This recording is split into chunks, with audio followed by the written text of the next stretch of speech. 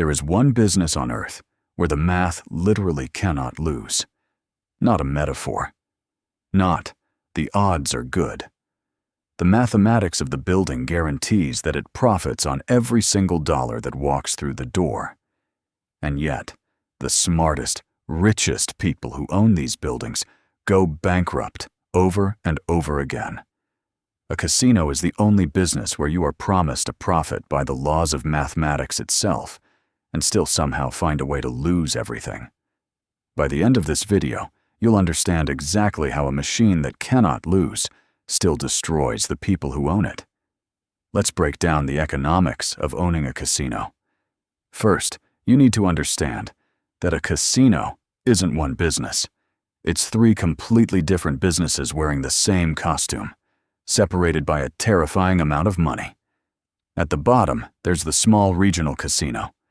Somewhere in Colorado, $2 to $5 million buys you a few dozen slot machines, a couple of card tables, a tired bar, and a parking lot. Your customers are locals who show up on the first of the month and feed the machines their grocery money. It's not glamorous. But as you'll see later, it might be the smartest money in this entire video. In the middle, you've got the regional giant. $500 million to $1 billion. Think real hotels, real restaurants, people driving in from neighboring states for the weekend. And then there's the top, the Las Vegas Strip, where the numbers stop making sense. The Cosmopolitan opened in 2010 for $3.9 billion and remains one of the most expensive resorts ever built. But here's the trap that catches everyone. The building is the cheap part. Two costs nobody warns you about can quietly bury you before you've sold a single chip. The first is the license. In Las Vegas, that's around $770,000 a year. But in New York, just applying for a license costs between $20 and $50 million. And there's no guarantee you get one. You are spending $50 million for a lottery ticket, where the prize is permission to spend a few billion more. The second cost is geography itself. Macau, in southern China, is the single biggest casino market on the planet. But the government there issues only 6 licenses for the entire city. 6.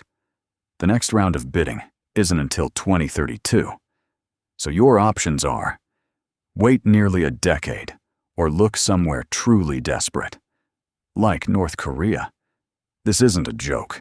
The North Korean government has spent decades trying to finish the Rugyong Hotel, a 105-floor pyramid in Pyongyang they started building in 1987 and still haven't completed. Pay to finish the interior, and you can have a casino license. The catch is you'd be sinking another $2 billion into a building inside the most isolated dictatorship on Earth. Even Kim Jong-un understands the truth of this industry. A casino is just a machine that vacuums up foreign currencies and puts a roof over it. Which brings us to the only question that actually matters. Where does the money come from? Because once you understand this, you'll never look at a casino the same way again. Every single game in a casino is rigged. Now, not in the way you're thinking. The cards are real. The dice are clean. The roulette wheel is honest. What's rigged are the rules. The structure of every game is built so that the house wins more than the player over time. Always. The industry has a polite name for this theft. They call it the house edge. Here's the easiest way to understand it. Imagine you and I flip a coin. Heads, you win $1. Tails, I win $1. That's a fair game. Nobody has an edge. Now I change exactly one rule. Heads, you still win $1. But tails, I take $1 and a nickel. Same coin, same flip. It feels identical. But now, on average, every flip I quietly pocket 5 cents. Over one game, that's nothing. Over 1 million games, it's a fortune. That 5 cents is the house edge, and it is the engine that runs the entire industry. Roulette shows you the trick in its purest form. A European wheel has 37 numbers. If you bet on one number and win, the casino pays you 35 to 1. But the true odds of hitting your number are 36 to 1. That tiny gap, that one missing payout, is the house quietly skimming off the top of every spin. Now watch what American casinos did. They added one more pocket to the wheel, the double zero. That single extra slot doubled the house edge from 2.7% to over 5%. The player sitting at the table cannot feel the difference, but the math notices every single spin, forever. And yet, roulette is not where the real money lives. The real money is in slots. And the most disturbing fact in this entire industry is hiding inside those machines. The cheaper the machine, the more brutal the edge. The penny slots, the ones a grandmother feeds quarters into all afternoon, those run an edge of 12 to 15%, which means, statistically, that grandmother is the single most profitable customer in the entire building. She is handing the casino 30 times more profit than a millionaire playing high-stakes blackjack across the room. In 2024, slot machines on the Vegas Strip alone won nearly $5 billion. That's more than every table game combined, but the math is only half the weapon. The other half is the building itself, designed like a psychological trap. Walk into any casino and notice what's missing. There are no windows. There are no clocks. You have no way to know if it's noon or 3 in the morning. The carpet patterns are deliberately ugly, designed to push your eyes up toward the machines. The path from any table to the exit is engineered to march you past 10 more rows of slots, just in case you have anything left. The industry calls this engineered immersion. The goal was never to win your money once. The goal is to keep you inside, with no sense of time, long enough for the math to finish its work. And then there's the most surgically precise loyalty system ever invented in any industry. The Players Club card. They hand it to you for free when you walk in. You slide it into the slots, you give it to the dealer, and from that second on, every bet you make is tracked. From that data, they calculate your theoretical loss. Bet $10,000 over an evening at a 5% edge, and your theoretical loss is $500. So the casino gives you back a slice of it. A free dinner, a free room, free drinks. In 2024, Vegas casinos gave away over $4 billion in this stuff. They didn't lose that money. They invested it, buying more time for the math to grind you down. And at the very top of this pyramid sit the whales. Roughly 1 in 1,000 customers generates over a quarter of a casino's entire revenue. Take Dana White, the UFC boss. He plays $25,000 a hand at blackjack. One weekend, he won $2 million.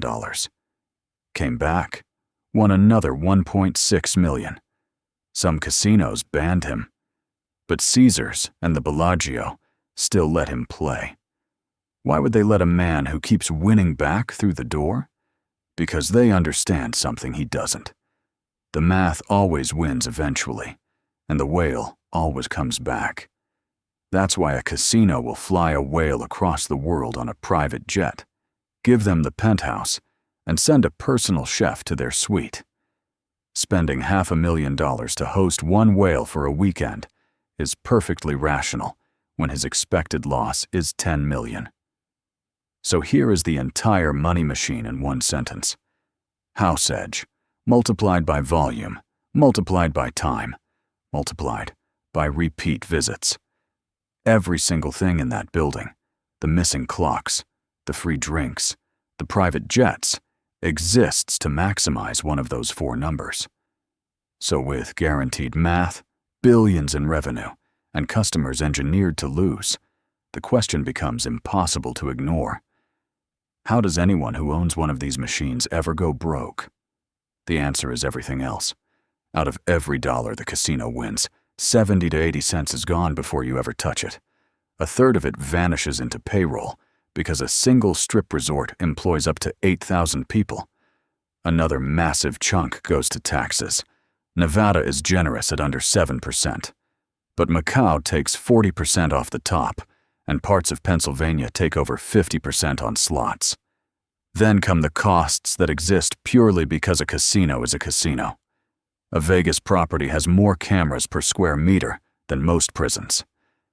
Every table swaps in fresh decks of cards every few hours to prevent cheating, which adds up to millions of brand new decks thrown in the trash every year.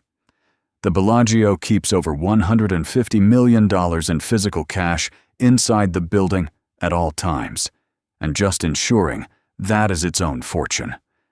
The math hands you a guaranteed top line. Everything underneath it is a knife fight. And that knife fight is where the famous bankruptcies happen. Almost everyone comes down to one of two mistakes. The first is debt. In 1990, Donald Trump opened the Taj Mahal in Atlantic City and called it the eighth wonder of the world. He built it on $675 million in junk bonds at 14% interest.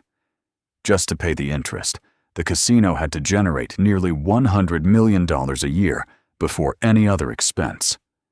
6 months after opening, it missed its first payment. Within a year, it was bankrupt.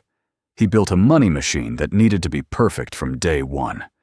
No casino is perfect from day one. The second mistake is building the wrong thing for the wrong people. In 2012, a $2.4 billion resort called Revel opened in Atlantic City, designed for Wall Street executives instead of the bus trip retirees who actually gamble there. They banned smoking on the floor. No buffet. No players' club. In the gambling world, that's like opening a gym and banning sweat. The hedge fund crowd never came. The retirees they insulted never came back. It closed 2 years later and sold for $82 million, 3 cents on the dollar. So step back and look at the paradox. A casino has the most reliable revenue mechanism in the history of business. A bakery has no idea how many croissants it'll sell tomorrow. A casino knows almost to the dollar how much its slot machines will win this year.